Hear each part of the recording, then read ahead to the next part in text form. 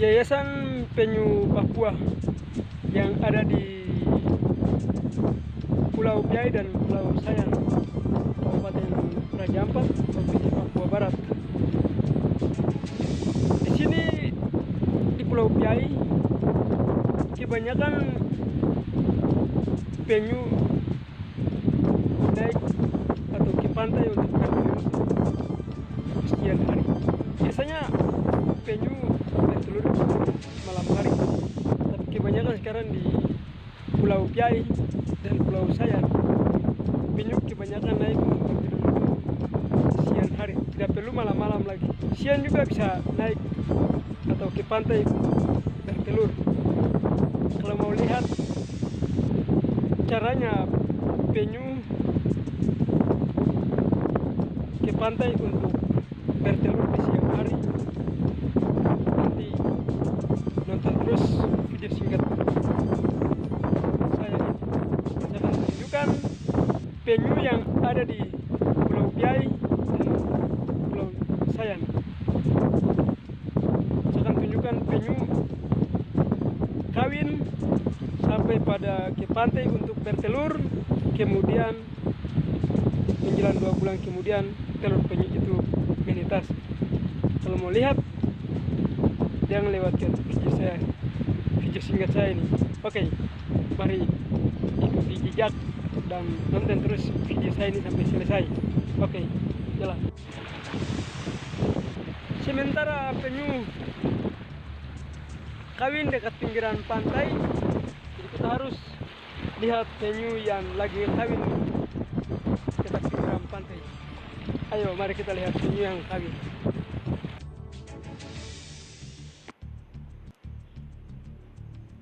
Inilah caranya penyu kawin. Penyu kawin dekat pinggiran pantai.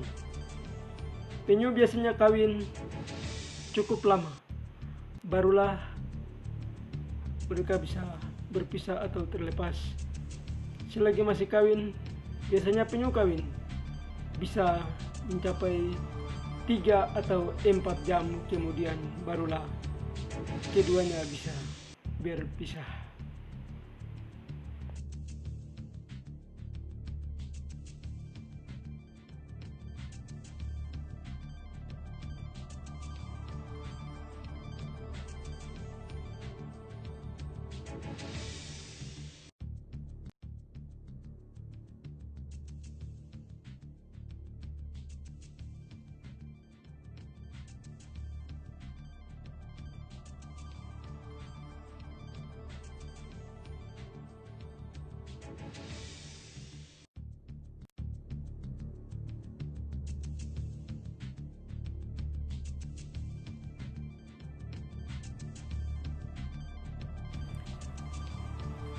Penyu ke pantai untuk bertelur. Sebelum penyu bertelur, penyu menyiapkan lubang atau sarang untuk melepaskan telurnya. Inilah proses penyu menyiapkan sarang dan akan bertelur. Kemudian menutup sarangnya sendiri.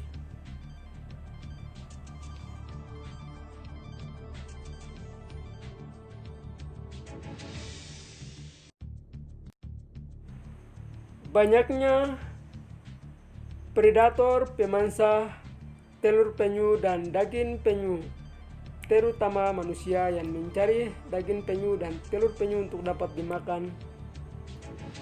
Tetapi dengan kerja yang baik tim monitoring Yayasan Penyu Papua yang ada di Pulau Piai dan Pulau Sayan, sehingga penyu boleh naik ke pantai untuk bertelur pada siang hari, tidak perlu malam-malam. Siang juga bisa penyu ke pantai untuk melepaskan telurnya. Tim monitoring Yayasan Penyu Papua bekerja dengan baik, sangat sukses.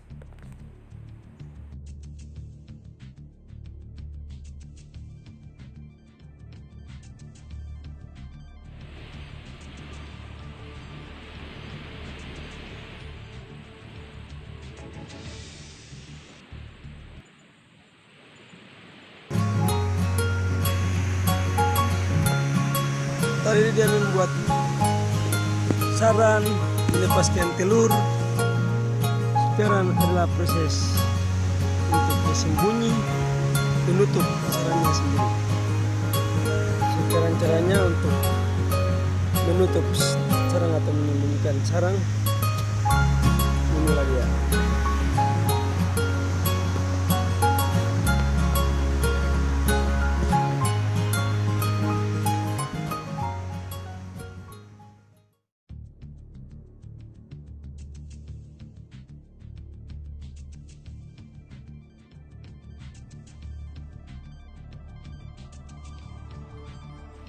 Sarang atau telur penyu tadi ada di bagian belakang, tapi sekarang penyu sudah menyimpan atau sembunyikan sarangnya, sudah sampai ke depan.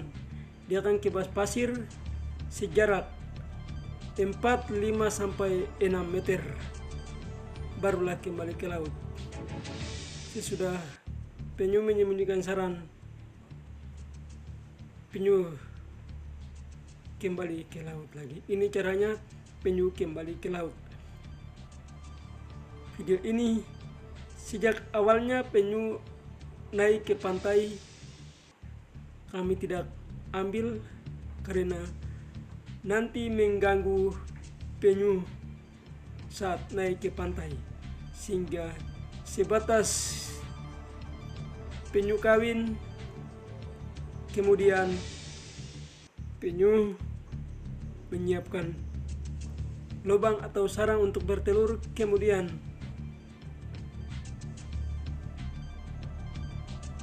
sarang atau telur penyu tersebut akan menetas menjelang 2 bulan kemudian.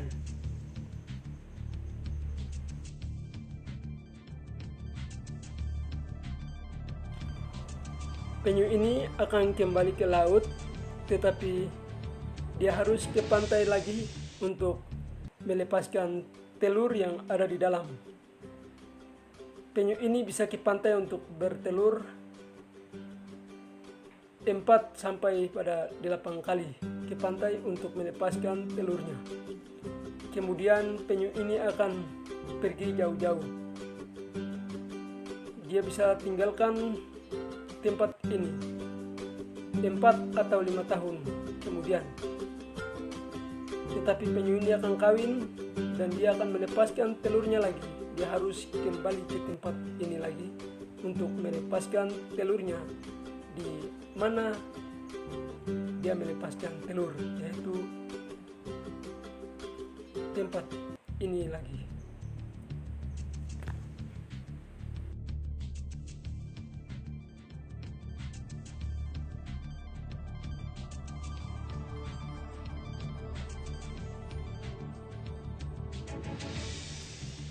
Kelihatan jejak anak penyu yang keluar dari sarang dan ke laut, sehingga sarang penyu harus diperiksa oleh tim monitoring Yayasan Penyu Papua yang ada di Pulau Kiai dan Pulau Sai. Telur penyu ini akan dikeluarkan, kemudian akan dihitung berapa banyak yang menetas dan yang tidak menetas.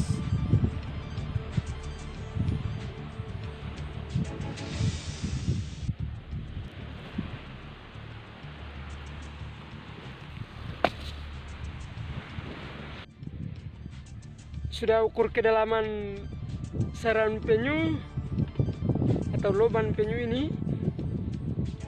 Terus sekarang saya harus hitung berapa banyak telur penyu yang menetas dan yang tidak menetas.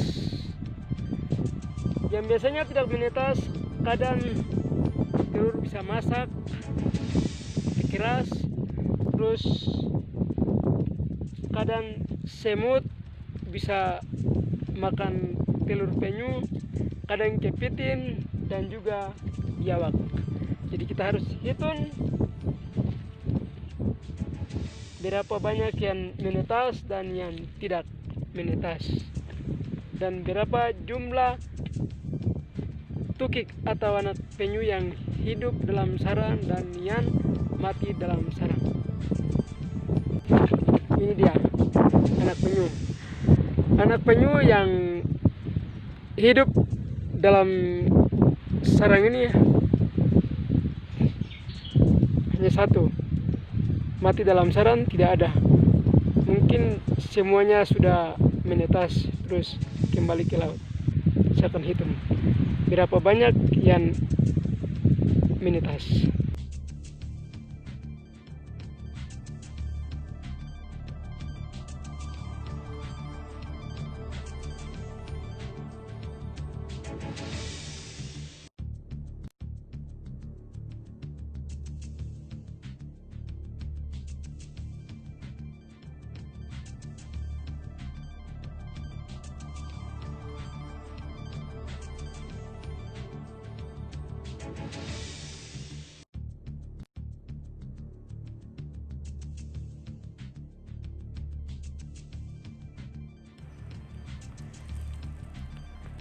Telur penyu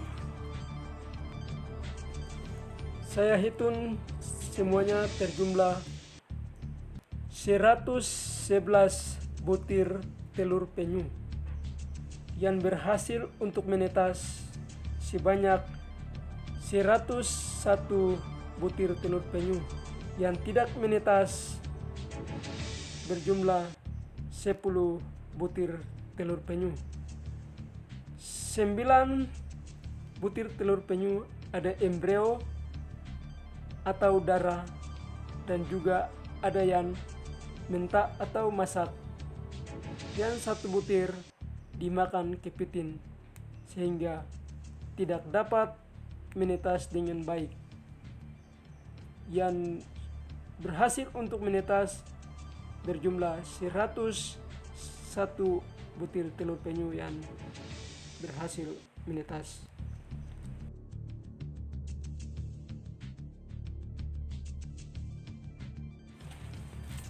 Inilah telur penyu yang ada embrio atau darah. Ada juga yang masak atau mentah sehingga tidak dapat menetas. Inilah dia telur penyu yang tidak menetas.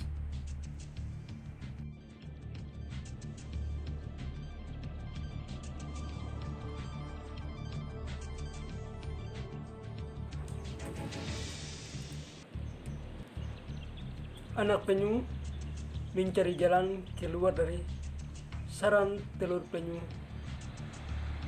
dan keluar ke permukaan, kemudian dengan sendirinya merayap ke laut. Pemeriksaan sarang penyu yang menetas, adanya ditemukan anak penyu oleh tim monitoring. Anak penyu tersebut akan dibawa pulang ke pos Yayasan Penyu Papua, kemudian malam harinya barulah dilepaskan ke laut.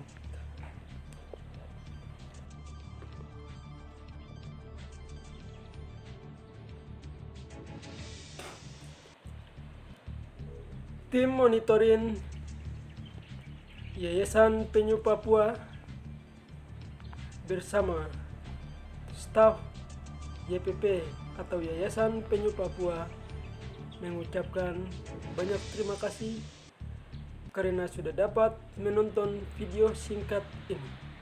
Bila mana ada kekurangan kesalahan dalam pembuatan video singkat ini, mohon untuk dimaafkan atas kesalahannya. Tim monitoring Yayasan Penyu Papua yang ada di Pulau Piai dan Pulau Sayan sukses bekerja mengambil data penyu pada waktu malam, pada waktu pagi, pengukuran pantai, patroli luar kawasan dengan baik, sehingga Yayasan Penyu Papua yang ada di Pulau Piai dan Pulau Sayan, Kabupaten Raja Ampat, Provinsi Papua Barat, sukses untuk menjaga dan melestarikan penyu yang ada di Papua, terutama yang ada di Kabupaten Raja Ampat. Mari lestarikan penyu dan alam kita demi kehidupan kita ke depan.